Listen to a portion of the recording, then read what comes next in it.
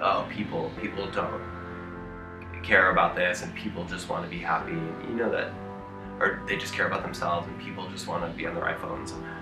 You know, in my experience, like, I think that's like fully true for like half of the picture, to self-medicate and go, you know, in the many ways we do it, and go numb. But there's also, in my experience, about this really like deep longing for some sort of source connection with what we're doing in this life.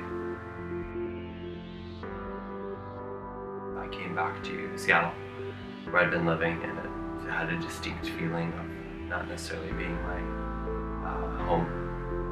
I mean, I left Seattle. The sabbatical time for me was my dad had just passed away, and I felt like there were some things I was doing and teaching that felt very like alive, but it was sort of like interlaced. I guess some things that just felt less alive and less authentic to like who I was and what I had to share. I think part of that drive too was to let those pieces maybe breathe some air in between, let it all go, to not be anybody and see what was still there.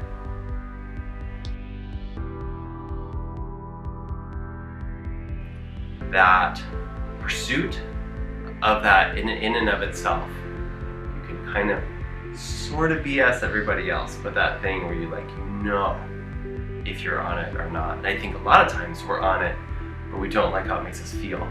You know, like here I am doing my work, and you know, I'm some broke loser in my, you know, like basement of some house and and it's not quite the romantic image of a starving artist.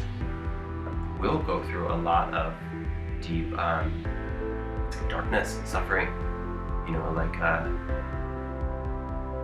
figuring it out in the trenches.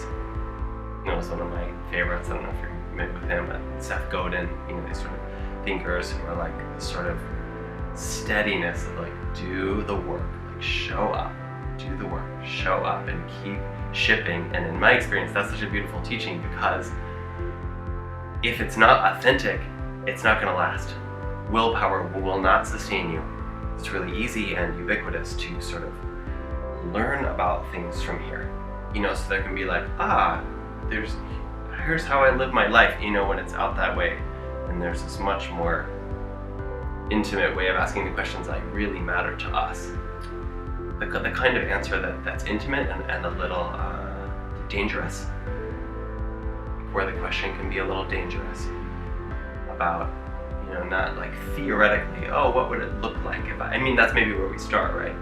But that really like, whoa, almost where you feel it happening, and it can be exhilarating and scary and all that. You know, like pursuing this thing so important for me is it's kind of a way of like expressing that intimacy.